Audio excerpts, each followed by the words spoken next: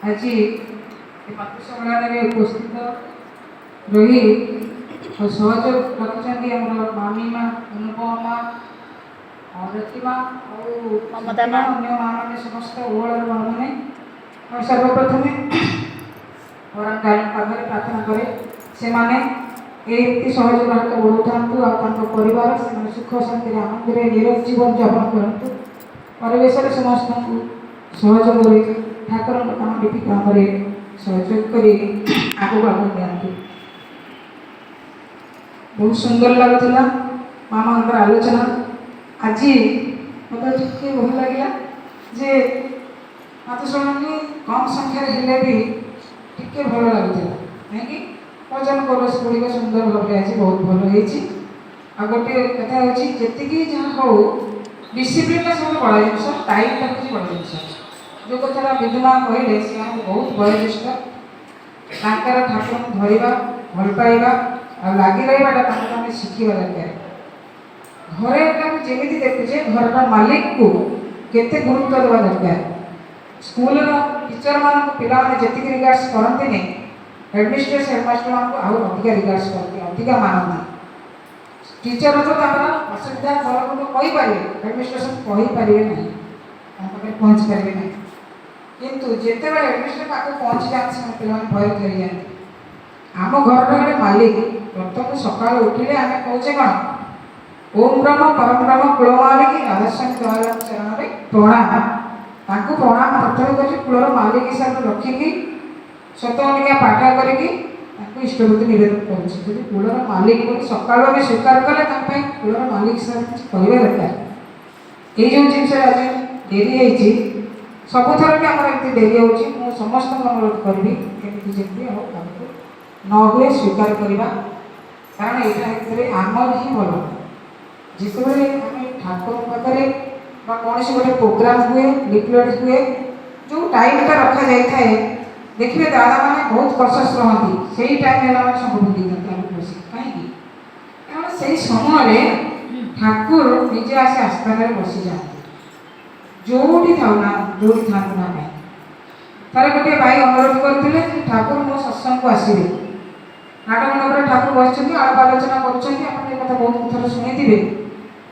किंतु परवर्त समय से भाई आसी जो पचार ठाकुर आप मो सत्संग गले महादुख कले ठाकुर से कहले ना तू सत्संग नहीं तो यह भोग लगे एमती भजन कीर्तन होता सब कथा बखाणी गले तेणु आम कौन जाने से ठाकुर आस्था निश्चित भाव पसंद आम ये फटो विक्रम के भाविका मुझे बारंबार अनुरोध भी करें कथा कहती आम समस्त जाने ठाकुर ये जो रूप आम पाखे सूक्ष्म रूप में अच्छा आचार्य विषय जीवंत लीला करुँच अंतत वर्षोत्तर आचार्य दर्शन करवा संग कर दरकार ठाकुर को ये अनुरोध घरे जो देखते से जीवंत सूक्ष्म शरीर ये वर्तमान समाज ए कलिजुग आम पाखे से अच्छा समस्त पाखे अच्छा केवल आम पाखे बोले दीक्षित बोली नुहे अदीक्षित पाखे भी अच्छा जिते निर्देश साधन चलाए जाओ यथा समय इष्ट निर्देश मुक्त कराए तो समय अतिक्रांत हो जाए बेसी समय नबानी किंतु दरकार जेहेतु पड़ी ये माँ मान अनुभूतिर कथा जो माँ कहले समस्त अनुभूति कथा अच्छी से किसी शिखा दरकार जो इंगित आसे नाम नामी अभिन्न आम नाम करुचे जोड़े जाऊे माने ठाकुर पाखे अच्छा इंगित देवे निश्चित मन भितर ही देवे क्या द्वारा बुझाई देवे दीटा मध्यम कौन जिन देखिकी आम संकेत पाइबा ना एमती भी पाए कार प्रोब्लेम है निजक नहीं रेक्टिफाई हवा दरकार जैसे कल गोटे मेसेज छाड़ी देखिली जी बॉम्बे होता दिल्ली होता है भुवनेश्वर भी छुआ मान चोरी हो पता मिलूँ यहाँ तो शिक्षा विषय छोटिया विषय है कि बहुत बड़ा जिनस आम प्रत्येक माँ भी सतर्क हवा आम छुआ मान छुआ को नजर रखा स्कूल जाऊँगी पढ़े पढ़े जाऊँगी छोट हूँ बड़ हूँ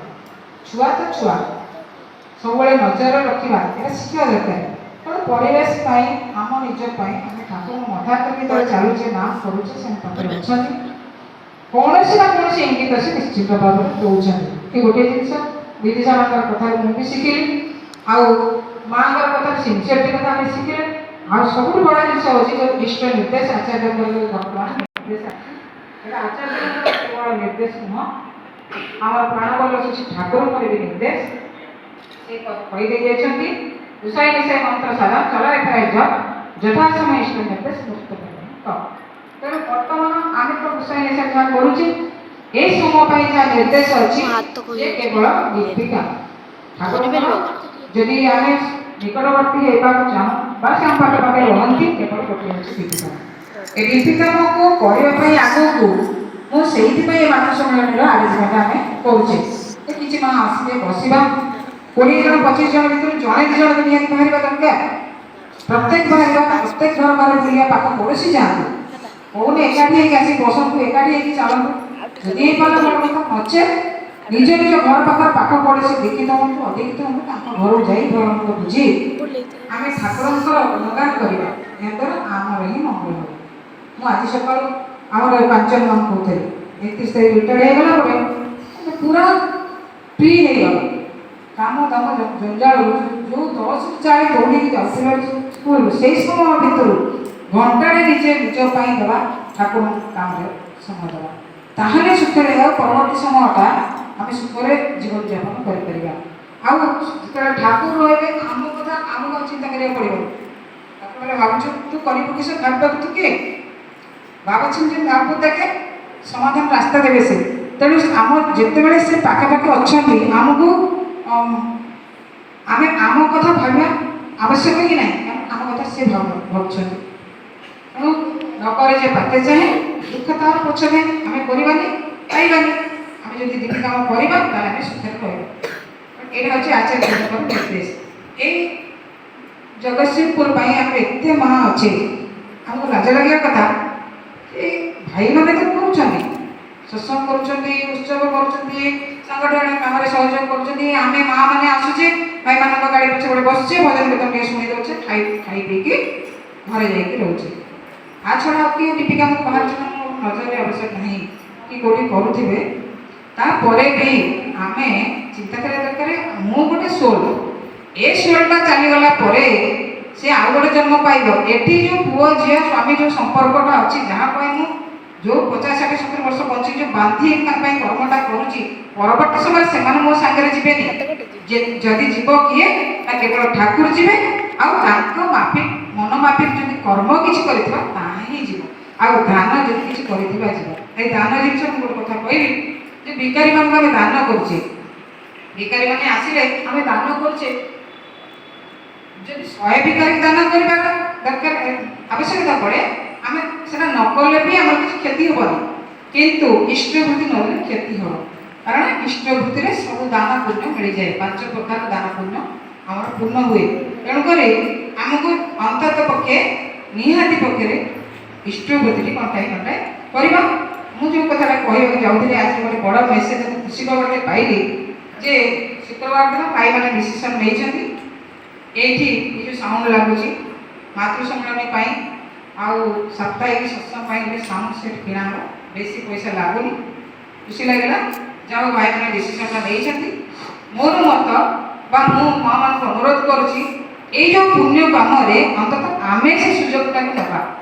ଆମେ ମାନେ ଚେଷ୍ଟା କରିବା ଭାଇମାନଙ୍କ ହାତରୁ ଛଡ଼େଇ, ସେ ତ ବହୁତ କାମ କଲେଣି, ବହୁତ ପୁଣ୍ୟ ଅର୍ଜନ କଲେଣି, ମା' ମାନେ ସେଇ ପଇସା ଭାଇଙ୍କ ପାଖକୁ ଆଣିକି ଆପଣମାନେ ଦିଅନ୍ତୁ, ଆପଣମାନେ ସେ ପୁଣ୍ୟର ଅଧିକାରୀ ହୁଅନ୍ତୁ। ଯଦି ଏଇ ଯେଉଁ ଗଲା ପରେ ସଂସାର ଚାଲିଗଲା ପରେ ଏଇ ପୁଣ୍ୟ ଅଧିକାରୀ ଯିବ ଆସିବା, ଏଇଠି ଏତେ ଏରିଆ ପଡ଼ିଛି, ସପ୍ତାହକେ ଗୋଟେ ଦିନ ଆସିକି ତ ସଫା କରିପାରିବା, ଓଳେଇ ପାରିବା, ଠାକୁରଙ୍କର ବାସନ ଥିବ ସଫା କରିପାରିବା, ଠାକୁରଙ୍କ କପଡ଼ା ସଫା କରିପାରିବା। ବଡ଼ ମାରେ ମା' ମାନେ ଆମେ ସେୟା କରୁଛୁ।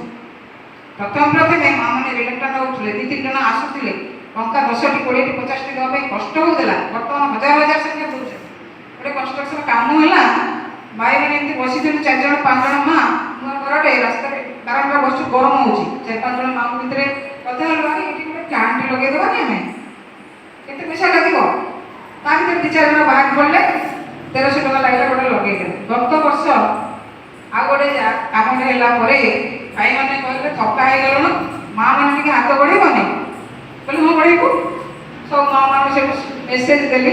ମେସେଜ ଦେଲା ପରେ ଭାବି ବି ନଥିଲୁ, ମୁଁ କହିଲି କେତେଟା ଫ୍ୟାନ୍ ଲାଗିବ ନା 25ଟା ଫ୍ୟାନ୍ ଲାଗିବ। ମାନେ ଆମେ ଭାବିଲି ଏତେ ଗୁଡ଼େ ବ୍ୟାଗ୍ ଗୋଟା କେତେ ପଡ଼ୁଛି ନା 1300 ଲାଖେ ପଡ଼ୁଛି, ତାହେଲେ କେତେ ପଇସା ହେଇଥିବ ତା ହିସାବ କଲେ। ମୁଁ କହିଲି ମା ମାନଙ୍କୁ କହିଲି ଆଗେ ମାତୃଶଳରେ ଆଲୋଚନା କଲେ ଆମେ ପାରିବା, 5-7 ଜଣ କହିଲେ ହଁ ପାରିବା। ଦେଖନ୍ତୁ ତାପରେ ମାତ୍ର 3 ଦିନ ଭିତରେ 54,000 ଟଙ୍କା କଲେକ୍ସନ ହେଇଗଲା। ତାପରେ ଯେତେବେଳେ ମେସେଜଟା ପହଞ୍ଚିଗଲା ପରେ ଯେ ଆମେ ଠାକୁର ପାଇଲୁ, କିଏ ନିଜେ ପ୍ୟାନ୍ କିଣିକି ଆଣିକି ଦେଇଦେଲା, କିଏ ତାର ଦାମର ପଇସା ଦେଇଦେଲା, କିଏ ଅଧିକା ବି ପଇସା ଦେଲା, କିଏ 50 ଟଙ୍କା ବି ଦେଲା, ସବୁ ଟିକନିକ ହିସାବ ରଖ। ପ୍ରତ୍ୟେକଟି ମାର ନାଁ ଚଢ଼ା ସତ୍ସଙ୍ଗରେ ଭାଇମାନଙ୍କ ସବୁ ହ୍ୟାଣ୍ଡଓଭର କରିଦେଲୁ। ଭାଇମାନଙ୍କର ତମେ କିଣି ଆଣିକି ଲଗେଇ ଦିଅ, ପଇସା ଦେଇଦିଅ, ମା ମାନଙ୍କ ହାତରେ ଛାଡ଼ିଦିଅ, ଆମେ ଦେବୁ। ଯେଉଁ ପୁଣ୍ୟଟିକୁ ତମେ ମାନେ ନେଉଛ ଆମେ ତ ନେବୁ। ମୋ ହାତରେ ମୁଁ ଯେଉଁ ଠାକୁରଙ୍କୁ 5 ଟଙ୍କା ଦେବି, ଏ ପୁଣ୍ୟଟା କେବଳ ମୋର, ଏଇଟା ହିଁ ମୁଁ ଗଲା ପରେ ଯିବ। ଏଇଟା ମୁଁ ସ୍ୱାମୀକି ଦେଇକି ଯିବିନି, ସ୍ୱାମୀ ତାଙ୍କୁ ସେ ଦଉଛନ୍ତି, ସେ ପୁଣ୍ୟ ଅର୍ଜନ କରୁଛନ୍ତି, ଗଲାବେଳେ ସେ ହିଁ ଦେଇକି ଯିବେ, ସେ ମତେ ଦେଇକି ଯିବେନି, ମୋ ପିଲା ଛୁଆ ଦେଇକି ଯିବେନି। ତେଣୁ ଅନ୍ତତଃ ମା ମାନଙ୍କୁ ଅଛନ୍ତି ଯେତିକି ଏ ନିଜେ ହିଁ ବାହାରନ୍ତୁ, ନିଜ ପାଇଁ କିଛି କରନ୍ତୁ। ଯଦି କିଛି ଏ ଲୁଗାବି ଜୀବନ ସାଙ୍ଗରେ ସୁନାରୂପା ଜୀବନ ସାଙ୍ଗରେ ଯାହାର ଥିବ ସବୁ ରହିବ। କେବଳ କେଉଁ କେନ୍ଦ୍ର ମନ୍ଦିରକୁ ଦାନ କରିଥିଲେ, ଇଷ୍ଟ ପ୍ରତି ଯଦି ଅକୁଣ୍ଠିତ ଚିତ୍ତରେ ଦାନ କରିଥିବା, ସେଇ ଦୁଇଟା ହିଁ ଜିନିଷ ସାଙ୍ଗରେ ଯିବ। ତେଣୁ ଅନୁରୋଧ କରୁଛି ମା ମାନଙ୍କୁ ସମସ୍ତେ ନିଜେ ଚେଷ୍ଟା କରିବେ, ଭାଇମାନଙ୍କୁ ଆଣିକି ହଉ, ନିଜ ସମ୍ବଳରୁ ହଉ ବା ସଂରକ୍ଷିତ କରିକି ହଉ, ଯୋଉଟାକି ଆଚାର୍ଯ୍ୟ କହିଥିଲେ ମୁଠି ଚାଉଳ ରଖିକି ମା ମାନେ ଦେଇପାରିବେ। ଭାତ ରୋଷେଇ କଲାବେଳେ ଗୋଟେ ମୁଠା ଚାଉଳ ଅଲଗା ରଖିବେ, ମାସ ଶେଷ ତାକୁ ବିକିକି ଦେଇପାରିବେ। ତେଣୁ ଏମିତି କରିବାକୁ ପଡ଼ିବ, ନକଲେ ଆମ ପାଇଁ କେହି ପିଠରେ ପଡ଼ିବେନି। ଯଦି ଆମେ କିଛି ଆମର ଭଲ ଚାହୁଁ, ଚେଷ୍ଟା କରନ୍ତୁ, 10 ଟଙ୍କା ବି ଗ୍ରହଣ କରନ୍ତୁ। ସବୁ ଆମର ଅନ୍ତତଃ ମୁଁ ଉଷାମାଙ୍କୁ ନିବେଦନ କରୁଥିଲି ସିଏ ଟିକେ ଦାୟିତ୍ୱ ନେବେ ବୋଲି, ତେଣୁ ସେ ତ ମୋତେ ମନା କରୁଛନ୍ତି। ଆଉ ପୂଜା ମା କି ଆମ ଶକ୍ତି ମା କାହା ହାତରେ ଜଣେ ପାଖେ ସମସ୍ତେ ତୁଳନ୍ତୁ। ଏ ମୁଁ ଦିଲ୍ଲୀ ଭାଇକି କହିଛି, ଭାଇ ଆପଣ ଲଗେଇ ଦିଅନ୍ତୁ, ଆମେ ମା ମାନେ ସେଇଟା ଦାୟିତ୍ୱ ନେବୁ। ବେଶୀ ପଇସା ନାହିଁ, ଟଙ୍କା 15,000-18,000 ଭିତରେ ପଡ଼ିବ। ଭଲ ସେଟା ଲଗାନ୍ତୁ, ଏଇଠି ଲାଗୁ। ଅନ୍ତତଃ ଭାଇମାନେ ତ ଖୁସି ହେବେ, ଭାଇମାନେ ଖୁସି ହେବେନି, ଠାକୁର ଖୁସି ହେବେ। ଯାହା ମୋ ମା ମାନେ ଟିକେ ଆଗକୁ ପାଦି ଗଲେଣି, ଯେମିତି ଆଜିର ମାତୃଶରଣ ମୁଁ ସଫଳ ହେଇଛି। ମୁଁ ସମସ୍ତଙ୍କୁ ସେମିତି ଅନୁରୋଧ କରୁଛି। ଆଉ ବହୁ ସଂଖ୍ୟାରେ ଆସନ୍ତୁ, ଯେଉଁ ମା ମାନେ ଆଜି ଏତେ ଟଙ୍କା ବି ଡାକିଛନ୍ତି କିନ୍ତୁ ସଂଖ୍ୟା ବହୁତ କମ, ତାଙ୍କର ଆରେଞ୍ଜମେଣ୍ଟ କେତେ 50 ଜଣଙ୍କ ପାଇଁ କରିଥିଲେ, 50 ଜଣଙ୍କର ବେକାର ହେଇଯିବ। ସମସ୍ତଙ୍କର ଆସିବା ଦରକାର। ମୁଁ ସର୍ବଶେଷରେ ସମୟ ଅତିକ୍ରାନ୍ତ ପାଖରେ ସେ ପରିବାର ମାନଙ୍କର ସମସ୍ତ ଉପସ୍ଥିତ ଗୁରୁ ଭାଇ ମା ମାନଙ୍କର ପିଲାମାନଙ୍କର ସମସ୍ତଙ୍କର ମଙ୍ଗଳ କାମନା କରୁଛି।